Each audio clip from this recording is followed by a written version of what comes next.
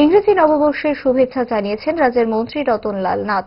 নেশার বিরুদ্ধে জাগ্রত হতেই নতুন বছরে সকলের চৈতন্য হওয়ার কামনা রাখলেন মন্ত্রী রতনলাল নাথ।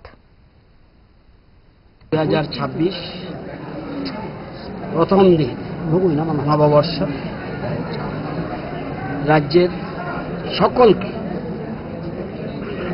তৃতীয় শুভেচ্ছা জানাচ্ছি, নমস্কার জানাচ্ছি এবং সকলে সুখ সমৃদ্ধি সুস্বাস্থ্য কামনা করছি। আমাদের রাজ্য যেভাবে এগুচ্ছে 2026-এ আরো এগিয়ে যাবে, এটা আমার বিশ্বাস।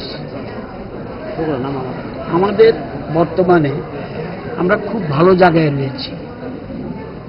আমাদের একটা মাত্র ত্রুটি রয়েছে, ড্রাগস থেকে সকলে সচেতন থাকতে হবে, সতর্ক থাকতে হবে। তো আজকে রামকৃষ্ণ পরমহংসদেবের ভাষায় একটা কথা বলতে হয়, আজকে কল্পতরু উৎসব, সকলের চৈতন্য।